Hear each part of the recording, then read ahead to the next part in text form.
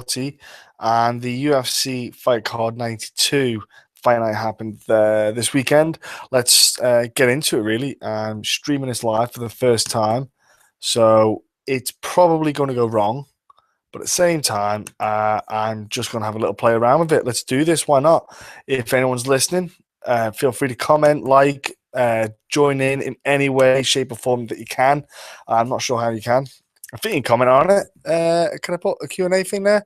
It's Q&A, showcase, whatever the hell that is. Q&A. I doubt there's any Q&A, but, uh, you know, let's do this anyhow. I'm going to start with the Titan FC card that happened on this weekend. That was it was some good fun fights. There was the Beza fight or Beza against Overrun fight, which was the first fight in the card. Those dudes duked it out and bang, Overrun got flatlined. Absolutely insane little fight. That was two dudes. One was going to sleep the way they were scrapping there. I felt really sad for Ron Stallings, who fought Sean Spencer. Man, Spencer just had the right idea. He knew how to nullify the weapons that Stallings had, and he just got him against the cage and just grinded him out basically for 3 rounds. Stallings was chasing in the fight, and Spencer was just popping a shot here and there, counter shot, then shooting in for the grappling exchange. It really frustrated me because I felt like Stallings was too calm. But anyway, that fight happened. It was a shame. Dude lost, but anyhow. Next, going to go to a fight above, which was Homasi against Patino. Patino, veteran of sport. Dude has balls. Stepped in short notice. Homasi hits hard when he throws hard. And oh my word, like he cracked Patino. And oh dear me, he put him away, but dude, he's not a bad guy at all to watch. He's a fun fighter. He loves to bring it. Probably sort that hair out anyway. But other than that, good scrap. Next fight of the night for me by a mile. The heavyweights. You don't have to hear that, but heavyweights. These heavyweights threw it down for 3 rounds, and I mean they threw it down hard. Okay, DJ Lindemann against Derek Meeman. Let's say that I did not expect DJ to go 3 rounds. The pace he did, the technique that he was using, he was so impressive. Like I thought Derek was going to get his game plan in and get the win. The DJ stepped in short notice and got the win. Like it was insane. There was a handful of guys that stepped in short notice on this card, and do you know what? The short notice dudes, he really stepped up to the plate. Next up on the card was they had this bantamweight tournament. These next 2 bouts were bantamweight fights for the bantamweight tournament, and the winner fights for the belt on September the 9th, I want to say. It could be wrong, but I want to say 9th, but it could be the 10th. Around then. Anyway, look, you had Farkhad Sharipova, or Sharipov, only joking, Sharipov, and Bruce Luchmidal. Now, Bruce Luchmidal, who I thought was going to take the fight, ATT boy, some good crisp striking, game fighter. I think he was wanting Sharipov to do something so he could do what he had in his head or mindset. He was not reacting in what I thought was the right way to win this fight, and he didn't win the fight. He lost on decision, backing up too much, wasn't landing enough strikes. It's not going to get you the decision, dude. Absolutely fuming about it. You know, I was disappointed. I was expecting a lot more from him.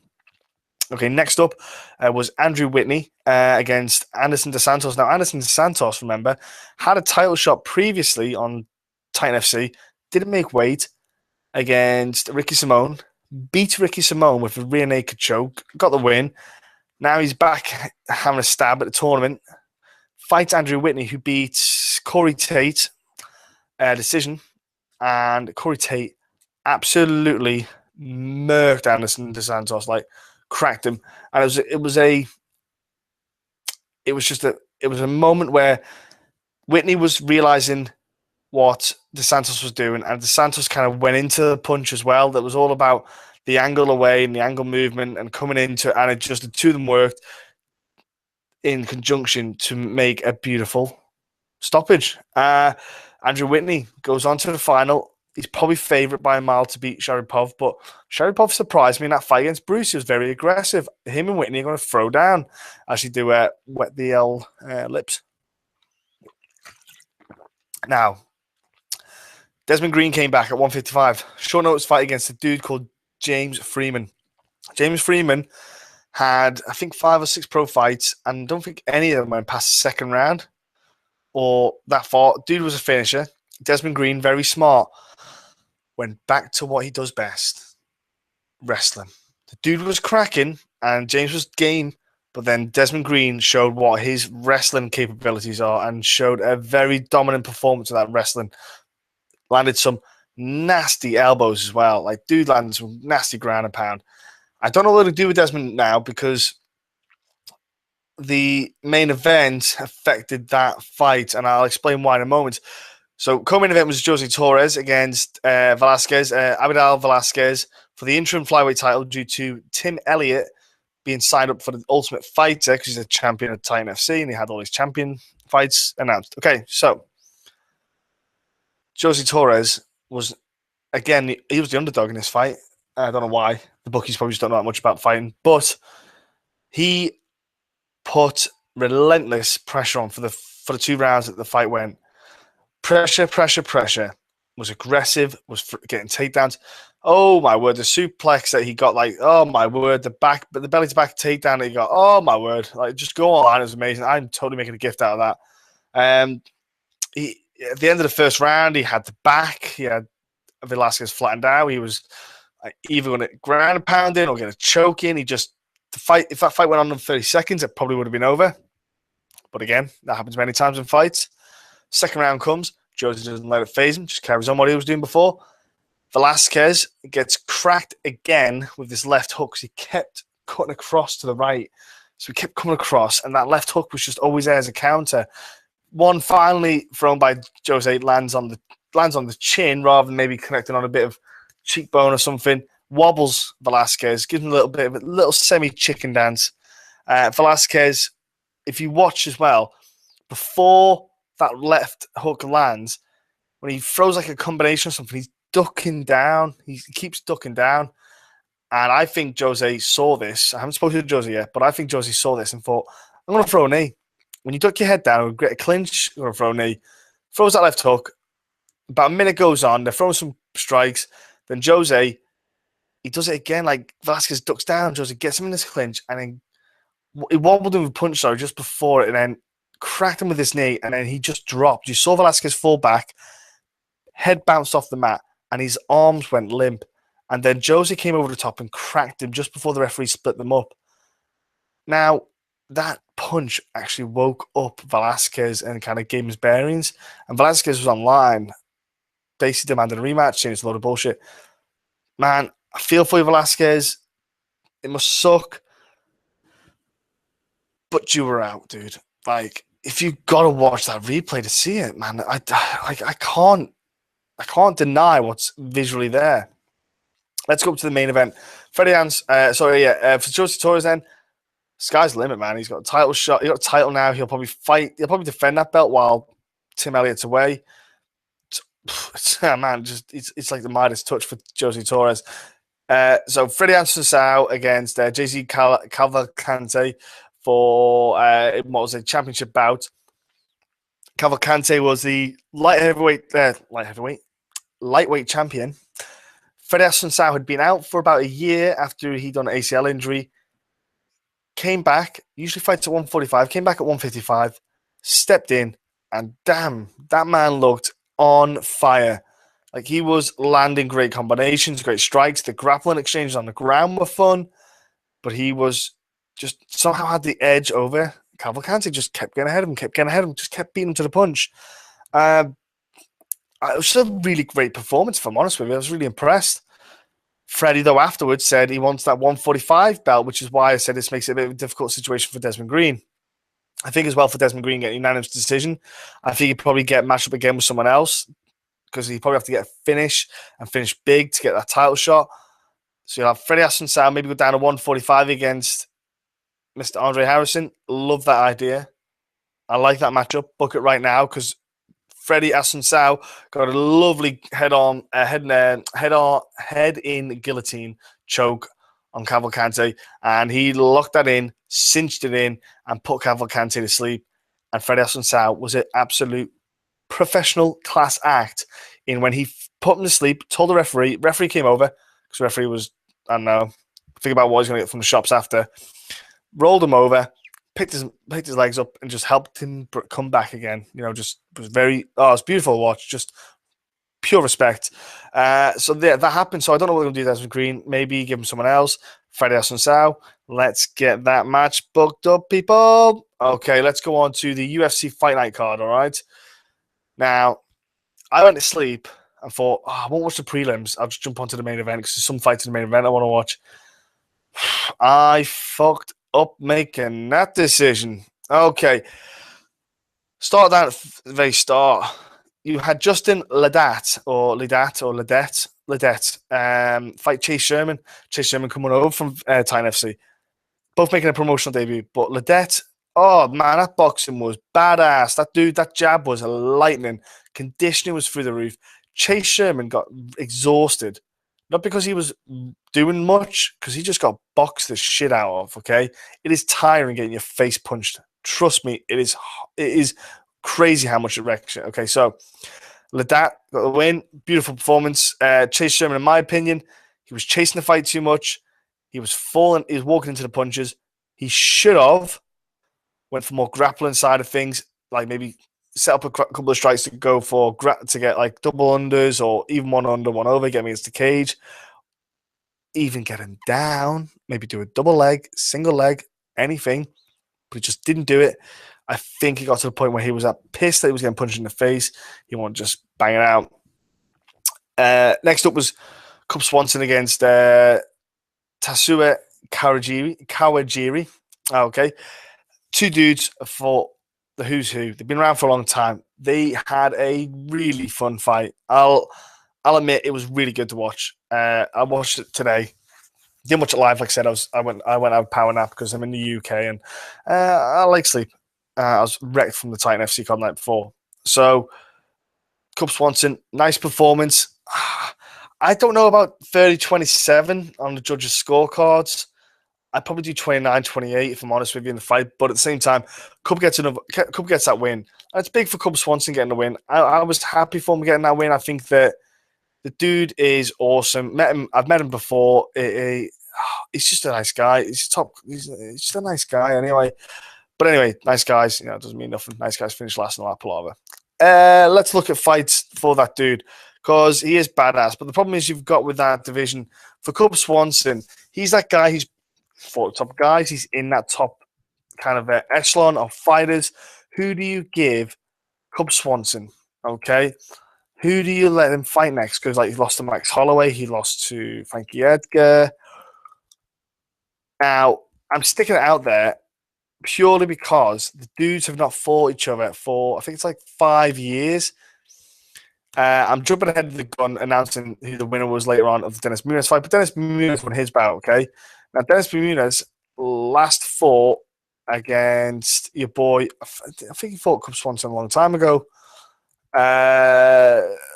Probably could have been. I could be wrong, but I think Cub Swanson, he is one of them dudes where you're like, what do you do with Cub Swanson? What do you do with Dennis Bermudez? These guys went in a top level and they fought the who's who. Sometimes it gets to the point where if there's not, I'm not saying there's not fresh blood. There is fresh blood, but a lot of guys have already got matchups made as well. That's what you got to think about too. Like, do they sit there and wait for these matchups to happen and finish? A whole load of fights happening around September time. They can wait another month. I think they could. They probably could wait another month. But even still, sorry, I think Cub Swanson, not Dennis Bermudez, Cub Swanson could fight Ricardo Lamas in a rematch. I think it could definitely work. I think Ricardo Lamas, Cub Swanson, I think they're around the same rankings. They're close to each other. That's a fight I'd be down for. 5 years since they last fought. Way different fighters. That's something they can go on to from there.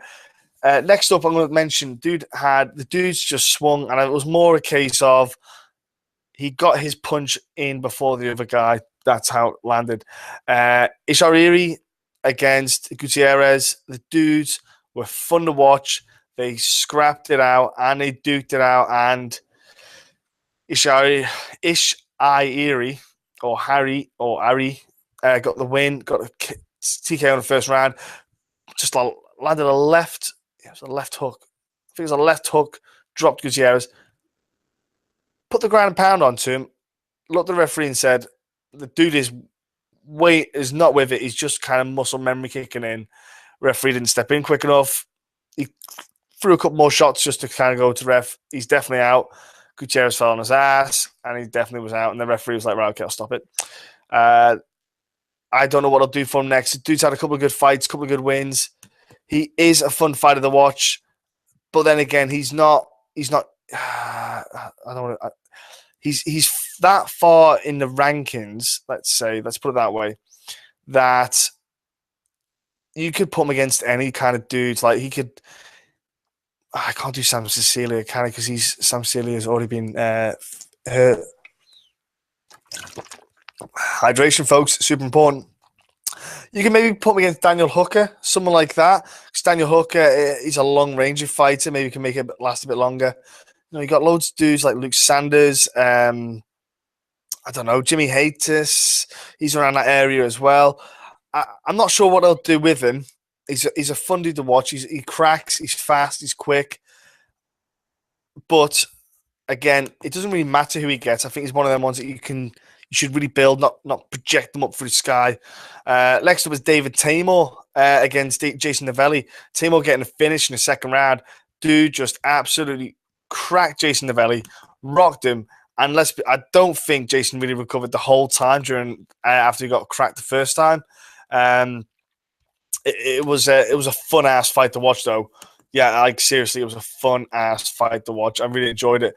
Yeah, so for David Tamor, he's another dude that you can look at and think, well, there's so many guys around. You could do. I'd like to see him fight Jason Sago, just because the lightweight division is so deep. I think it's silly having a top 15 in that class because there's that many guys. But at the same time, I think you could probably go there with that. I probably think something like Jason Sago, you know, he's got a couple of wins under his belt. He's been out. I know he'd been out for a while.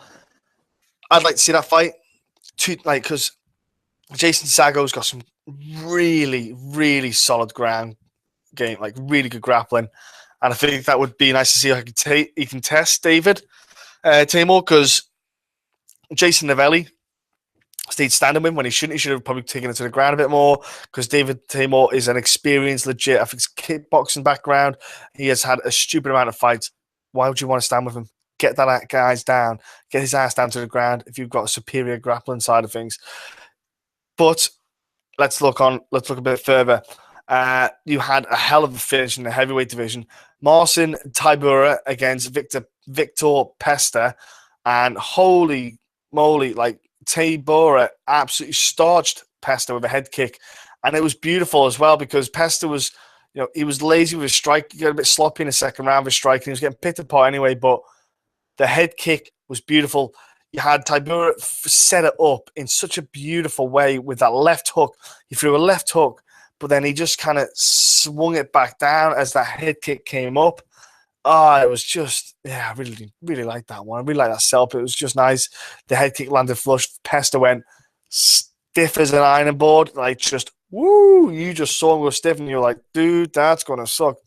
For him, future matchups, there's a lot of dudes actually around that kind of 15 to 8 in the rankings. But again, he's that far down. The UFC surprisingly has about 40 odd dudes or whatever it is in their heavyweight division.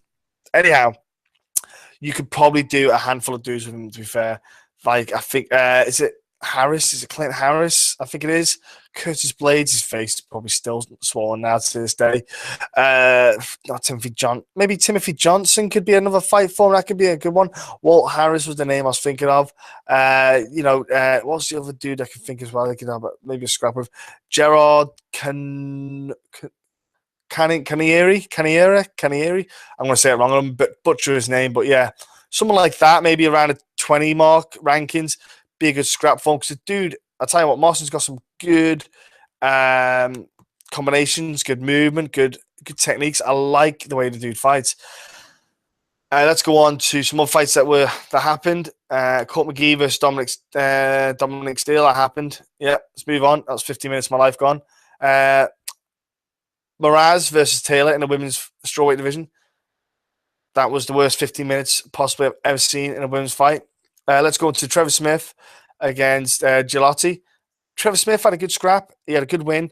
Gelati just got Trevor Smith fought the smart fight where he knew Gelati was the power man and just grind him out 50 minutes. Let's move on again. Trust me, you want to move on.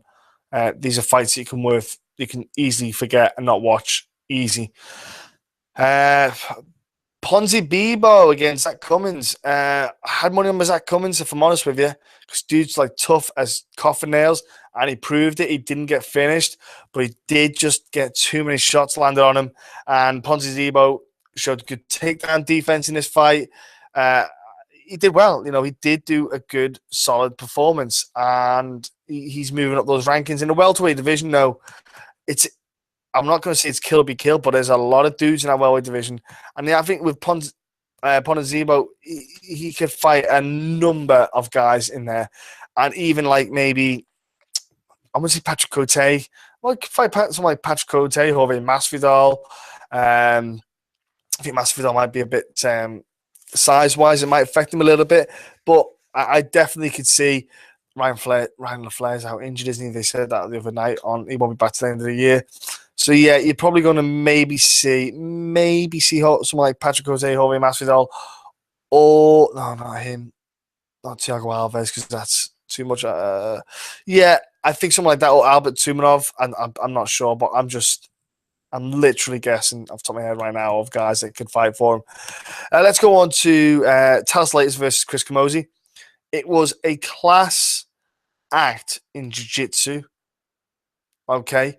Talis Latis, pretty much when he got his body lock in from the rear and had control, he just eventually worked his way for the back, got the back. And Chris Camozzi, it was almost like Chris Camozzi thought, I've already fought Jacare before, because it was just almost like a carbon copy of fighting Jacare, where Camozzi just couldn't get his strikes off and keep that range away from that opponent closing him down. Talis Latis got a rear naked choke finish. It was just a matter of, I don't think Camozzi could fight it off anymore. Now, Talis Latis, dude had two losses in a row, so he needed that win. That boost, that little confidence boost. He feels like he's probably maybe not back in the mix, but he's got his mojo back. He went back to what wins in fights, because he was starting to use his hands a lot more, which did get him wins, but he didn't need to. I would like to maybe see, it's going to be a bit crazy, Talis Latis against Robert Whittaker next. Robert Whittaker's not got a fight announced, not that I know of. I haven't heard any rumours. Latis, Whittaker. I think for Whittaker, it's a great fight. It's a great name, a guy, something like that. And Whittaker's the way Whittaker can manage his distance and range, it's masterful. So I think that's something that Latis would have to try and figure out more than Whittaker try to figure out Latis in that side of things. Obviously, Latis will try to get on the ground, and that's how he's going to try and manage that distance. I'd love to see that matchup. Love to see how that works out. Dennis Bermudez fought Honey Jason. Bermudez won the decision, dominated the fight, landed some nasty elbows. That fight woke me up like big time, like absolutely cracking little bout there. Definitely worth a watch. Again, with Dennis Bermudez, I don't know what he'd do. He asked for Frankie Edgar in New York. He won't get Frankie Edgar in New York. Frankie's probably going down to 135. But at the same time, for Dennis Bermudez, he's one of those dudes you think he's fought a lot of guys. I think he might get a guy outside the top 10 again. I wouldn't mind that. I think Dennis Bermudez is badass. I think maybe get someone out of top 10 again, Dennis. Get yourself another win and then get it back up in the mix again. Well up for that. Yari Rodriguez against Alex Caceres. That happened as well, folks. I think that with Yari Rodriguez, he put on a first round of a world win in the first round, like throwing crazy kicks, like crazy fights, crazy kicks. And Alex Caceres threw some stuff as well. Now, this whole card was at altitude, so it made a difference. But I'll tell you what, I was impressed with everyone's performances. Now, for Rodriguez, he did fight well. Second round, you could see it taper off, slow down a little bit. Shots were a little bit labored compared to the first. Totally get it. That's fine. Third and fourth round, I think Alex Caceres is going to be kicking himself in this one. Kicking himself. If he had put a bit more effort in, put a bit more pressure on, because Yari Rodriguez was tired. He was playing it so well, but he was very inactive for periods and spurts. He was just getting his energy back, getting his flow, getting something back to go and burst again. And if you get someone like, I've heard the rumblings of the name, and I think everyone's in agreement. I think an ideal fight for for Yari Rodriguez next would be the man himself, Darren Elkins. Because Darren Elkins can take a hit. He has got a head like a rock. Plus, he's got some fantastic grappling, and he will keep going. He's not going to slow down. He won't stop. He's got a pace that I think your man Yari would find a bit of a pain, especially for 3 rounds. I think it'd be more interesting. So yeah, I'd definitely like to see Yari Rodriguez against Darren Elkins next. Definitely a fight I'm interested in. I figured Darren Elkins, yeah, 150, 145. Darren Elkins 145, yeah, because he went down. Oh no, it's 155. Darren Elkins. Oh, blast and coconuts. Drost. Who on earth can we have Yari Rodriguez fight? Well, I think we'll have to find someone else. Who was I thinking for Yari Rodriguez, for Darren Elkins then at 155? Not David Tamor. No, that'd be too much for David. Anyhow, Yari Rodriguez, I think he needs someone who can keep a pace up that will tire him out. Alex Caceres just couldn't match up with that pace. I think he tired out himself in the first round as well. He showed great heart, but you really, honestly, the output, it was in spits and spurs because they were getting their breath back. So there you go. Quick little roundup. I think it's quick. I don't know how long that was. How long was that? Anyhow, look, I'll be back next week, or this week, sorry, with a look towards events, news, stuff like that. So me and Mike will be together. Could be here tonight because he's a lazy bastard. So folks, have a great weekend. Oh, actually, it's Sunday. Have a great week. I'll speak to you soon.